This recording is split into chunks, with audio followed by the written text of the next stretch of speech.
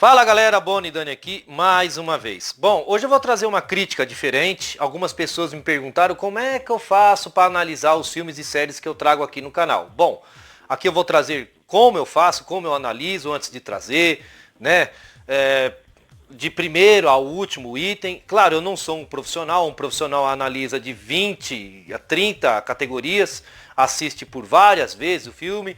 Mas é claro que aqui eu vou trazer como que eu faço, né? Quais são as categorias, as primeiras, trazendo em uma ordem, camadas por camadas. Claro que varia muito do filme, depende também muito do gênero no que ele carrega, mas eu vou dar uma explicaçãozinha exata e no final eu vou dar um pequeno desabafo sobre um comentário que lançou-se essa semana sobre um filme que eu acabei trazendo uma crítica, tá certo?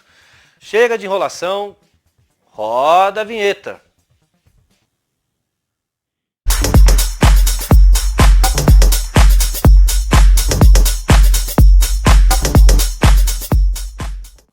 Bom galera, começando, a primeira coisa que eu analiso num filme é o roteiro. O roteiro é o coração do filme, né? É a partir do roteiro que o filme vai ter um bom desempenho ou um quase, né, desempenho bem, vamos dizer assim, mediano. Sem um roteiro bom, dificilmente um filme tem um desempenho bom ou espetacular.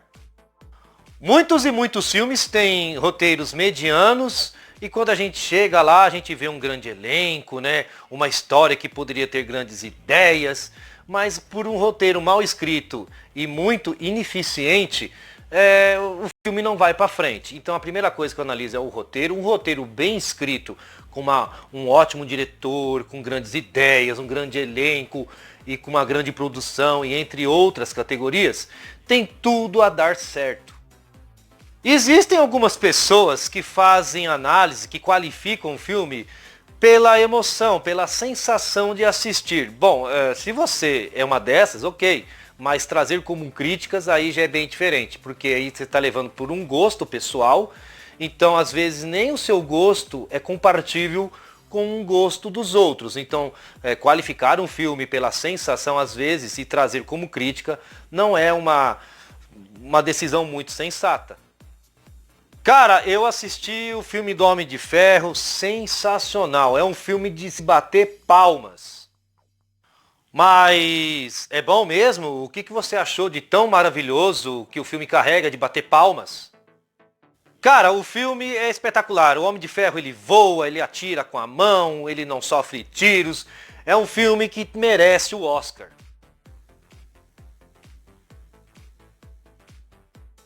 Você qualificar um filme porque você gostou, sem trazer algo técnico ou algumas coisas que foram utilizadas e produzidas que foram sensacionais e principalmente um roteiro com um bom elenco que teve um ótimo desempenho, você tem que rever os seus conceitos, né? Mas eu não estou atacando ninguém, é apenas um exemplo. Mas voltando ao assunto, o roteiro é a primeira coisa e é uma das coisas primordiais que a gente tem que analisar.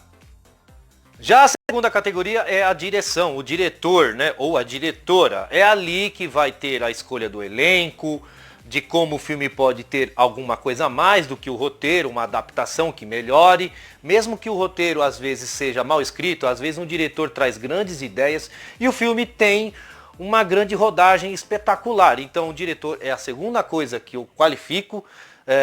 A partir dali você tem grandes ideias, grandes escolhas magníficas para que o filme tenha um grande desempenho. Claro, sendo que o roteiro seja bem escrito. Mas eu já vi filmes com roteiros medonhos e o diretor transformar o filme ali em espetacular. Já a terceira categoria é o elenco, né? É primordial, mas aí entra várias coisas. Por exemplo, um bom elenco com uma grande atriz ou um grande ator tem que estar aquela química com o personagem, tem que ter potencial, talento. Um exemplo, às vezes um filme dá a impressão que ele é grandioso, mas não é por causa do ator ou atriz. Às vezes eles não estão confortáveis com o roteiro ou a direção, ou até mesmo o personagem que estão ali tentando protagonizar. Às vezes a gente percebe que nem precisa ser um ator jovem ou veterano, sei lá, que está iniciando a carreira ou já tem muito tempo de casa. Às vezes ele não quer, ele está fazendo aquilo ali porque eu vou fazer, pronto, acabou, mas fica nítido que o personagem e ator não estão dando química e mesmo assim eles prosseguem, eles insistem. Então às vezes o elenco tem que ter potencial, qualidade, né, claro, e química com o personagem principalmente. A outra categoria é a produção, né? A produção varia muito do filme. Às vezes o filme é muito inchado em CGIs, em efeitos especiais, e a produção está constantemente ali. Algumas vezes o filme não usa muitos materiais, mais em efeitos práticos, mas uma cena ou outra a produção tem que usar ali alguns artifícios para que dê uma melhoria, né, visualmente no filme. E claro, né, um filme sem produção não é um filme produtivo. Por mais que seja apenas uma cena que é necessário substituir um efeito prático, a produção tem que estar presente ali. Outras categorias é a cinematografia e a fotografia. Isso também varia muito do filme. Existem filmes que usam demais cenários, às vezes cenários destacados, excelentes. E existem filmes que às vezes se passam em ambientes naturais.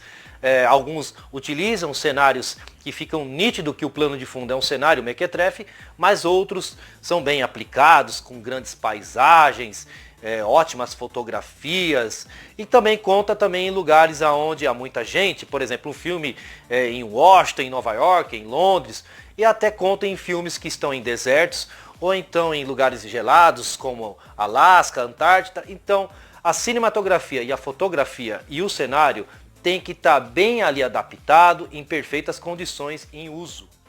E claro, né, quase todo mundo percebe isso. A situação visual do filme tem que estar ali muito bem utilizada. Outra coisa é simplesmente a maquiagem e o figurino, né? São coisas também que dificilmente eles erram. A maquiagem é a primeira coisa. A maquiagem é uma coisa que varia do filme. Às vezes um filme que vai usar um personagem que não quer usar uma máscara, vai usar uma maquiagem.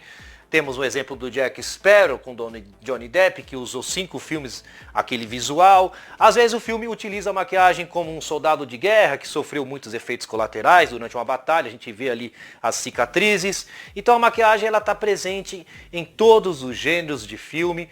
E claro, né? Ultimamente a perfeição andou rolando na maquiagem, muitos filmes trouxeram grandes obras e é uma coisa que eu também observo muito. E principalmente também o figurino, que é uma coisa bem diferente da maquiagem. O figurino ele acompanha, né, o roteiro, a história, o gênero.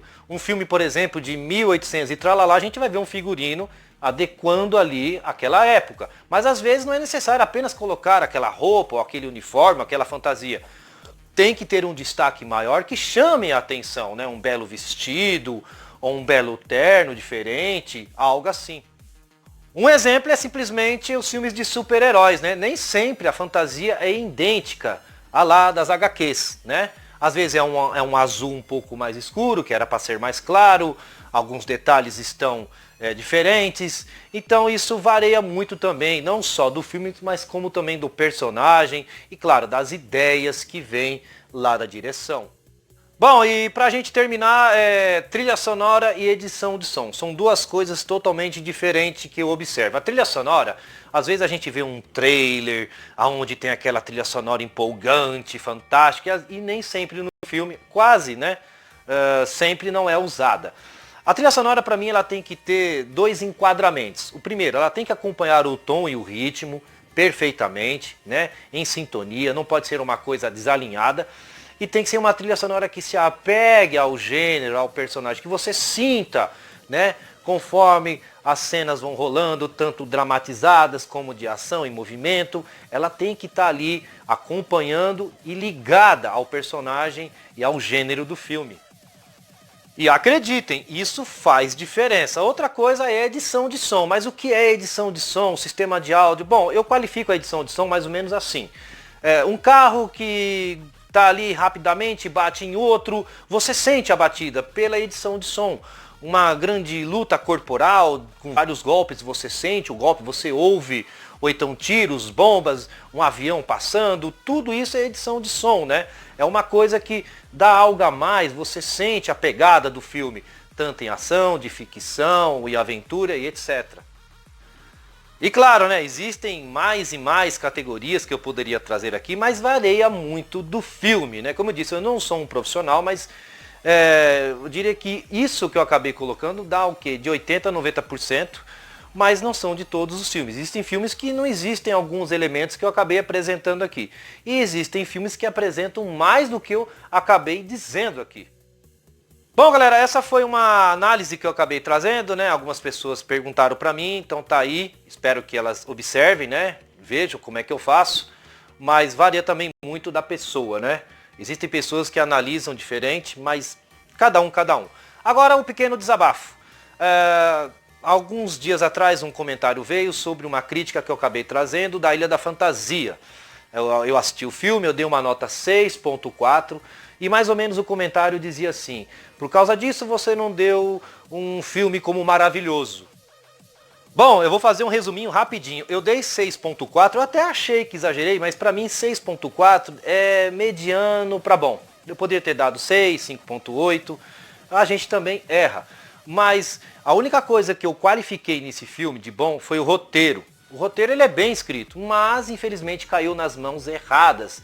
Desculpe, a direção não soube aproveitar, o orçamento foi muito baixo, o elenco não teve um bom desenvolvimento e o design de produção e outros elementos, trilha sonora, foi muito fraco, muito abaixo da nota. Se tudo isso tivesse dado certo, talvez o filme tivesse sido bem melhor, né? Extravagado, né? Mas não foi. O filme não teve ali um bom desempenho fora o roteiro, então ficou com essa nota, mas é como eu disse, né? Às vezes a gente também erra, mas o filme não teve um bom desempenho e eu acabei dando essa nota somente por causa de um roteiro mais ou menos bem escrito. Bom, galera, e para terminar, foi apenas um desabafo, mas eu não estou atacando ninguém, eu só estou dando o meu relato, né, sobre isso. Acho que a pessoa se enganou, então reveja a crítica novamente e você vai entender. Talvez eu tenha errado, claro, como eu disse, todo mundo erra, mas é isso mesmo. E pra gente fechar aqui o caixão, essa semana eu trouxe muitos filmes da Netflix, mas filmes de Hollywood, né? Que tem de 4 a 5 anos atrás. Claro que eu não vou ficar trazendo isso mais. A partir de amanhã eu já vou trazer algumas séries inovadas da Netflix, alguns filmes e vou trazer aqui as críticas sem spoilers. Dá uma mudada também, claro. Bom, galera, por aqui nós terminamos. Tamo junto. Até a próxima.